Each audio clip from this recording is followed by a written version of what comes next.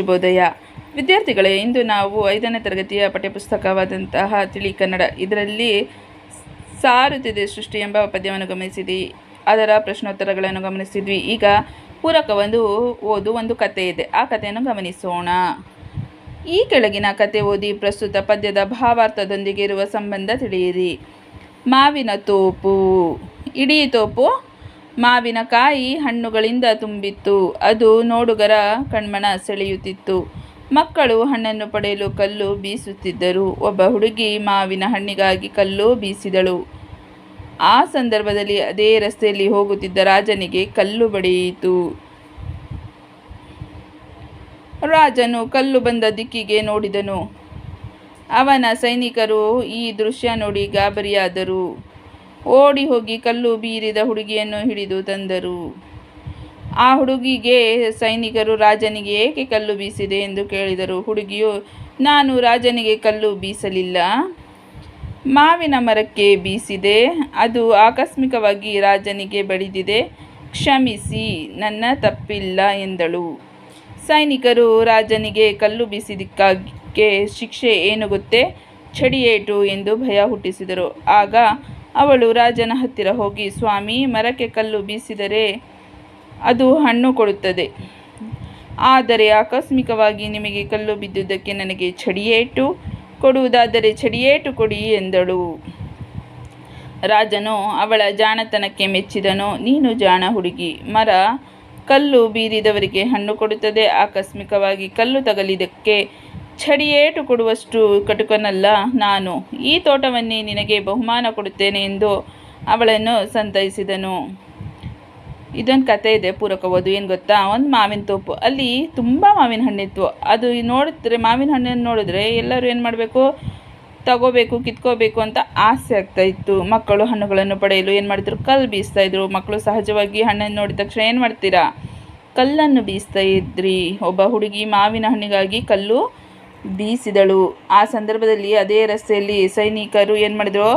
ಈ ದೃಶ್ಯ ನೋಡಿ ಗಾಬರಿಯಾದರು. ಓಡಿ ಹೋಗಿ ಕಲ್ಲು ಬೀರಿದ ಹುಡುಗಿಯನ್ನು ಹಿಡಿತಂದು, ಅಯ್ಯೋ, ಯಾರು ಕಲ್ಲು ಬೀಸ್ತಾ ಇದ್ದಾರೆ? ಆ ಕಲ್ಲು ಹೋಗಿ ಏನಾಯಿತು? ರಾಜನಿಗೆ ಬಿದ್ದುಬಿಡ್ತು. ಆ ಹುಡುಗಿಗೆ ಸೈನಿಕರು, ರಾಜನಿಗೆ ಏಕೆ ಕಲ್ಲು ಬೀಸಿದೆ? ಸೈನಿಕರು ಬಂದು ಕೇಳ್ತಾರೆ, ರಾಜನಿಗೆ ಯಾಕೆ ಕಲ್ಲು ಹೊಡೆದೆ ಎಂದು ಕೇಳಿದಾಗ ಹುಡುಗಿಯು, ನಾನು ರಾಜನಿಗೆ ಕಲ್ಲು ಹೊಡೆಯಲಿಲ್ಲ, ಬೀಸಲಿಲ್ಲ, ಮಾವಿನ ಮರಕ್ಕೆ ಬೀಸಿದೆ. ಅದು ಆಕಸ್ಮಿಕವಾಗಿ ರಾಜನಿಗೆ ಬಡಿದಿದೆ. ನಾನು ಯಾರಿಗೂ ಹೊಡೆದಿಲ್ಲ, ಅದು ಹೋಗಿ ಆಕಸ್ಮಿಕವಾಗಿ ರಾಜನಿಗೆ ತಗಲ್ದಿದೆ. ನನಗೆ ಕ್ಷಮಿಸಿ, ನನ್ನ ತಪ್ಪಿಲ್ಲ ಎಂದು ಅಳು. ಸೈನಿಕರು ರಾಜನಿಗೆ ಕಲ್ಲು ಬೀಸಿದ್ದಕ್ಕೆ ಶಿಕ್ಷೆ ಏನು ಗೊತ್ತೇ? ಸೈನಿಕರು ಏನು ಹೇಳ್ತಾರೆ? ರಾಜನಿಗೆ ಕಲ್ಲು ಬೀಸಿದ್ದಕ್ಕೆ ಶಿಕ್ಷೆ ಏನು ಗೊತ್ತೇ? ಚಡಿಯೇಟು. ಏನು? ಚಡಿಯೇಟು ಎಂದು ಭಯ ಹುಟ್ಟಿಸಿದರು. ಚಡಿಯಲ್ಲಿ ಹೊಡಿತಾರೆ ಅಂತ ಹೇಳ್ತಾರೆ. ಆಗ ಅವಳು ರಾಜನ ಹತ್ತಿರ ಹೋಗಿ, ಸ್ವಾಮಿ, ಮರಕ್ಕೆ ಕಲ್ಲು ಬೀಸಿದರೆ ಅದು ಹಣ್ಣು ಕೊಡುತ್ತದೆ. ಮರಕ್ಕೆ ಕಲ್ಲು ಹೊಡೆದ್ರೆ ಅದು ಹಣ್ಣು ಕೊಡುತ್ತೆ. ಆದರೆ ಆಕಸ್ಮಿಕವಾಗಿ ನಿಮಗೆ ಕಲ್ಲು ಬಿದ್ದುದಕ್ಕೆ ನನಗೆ ಚಡಿಯೇಟು ಕೊಡುವುದಾದರೆ ಚಡಿಯೇಟು ಕೊಡಿ ಎಂದಳು. ನೀವು ಹೊಡೆಯೋದಾದರೆ ಚಡಿಯೇಟು ಹೊಡೆಯಿರಿ ಅಂತ ಹೇಳ್ತಿದ್ದಾಳೆ.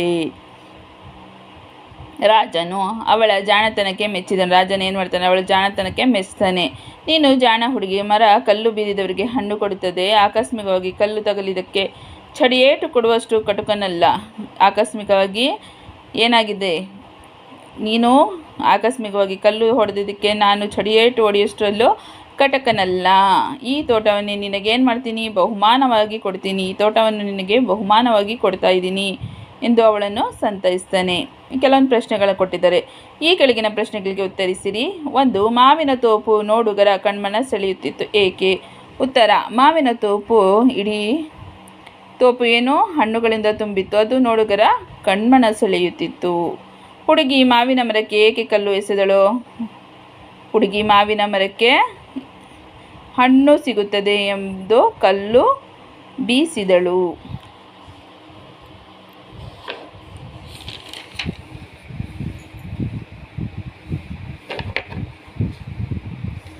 3.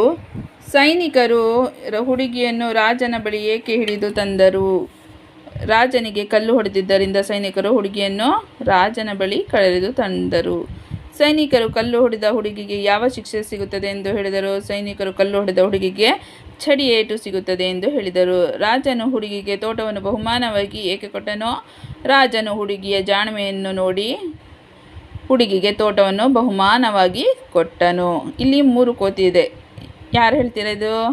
ಕೆಟ್ಟದನ್ನು ನೋಡಬಾರ್ದು, ಕೆಟ್ಟದನ್ನು ಕೇಳಬಾರದು, ಕೆಟ್ಟದನ್ನು ಮಾತನಾಡಬಾರದು.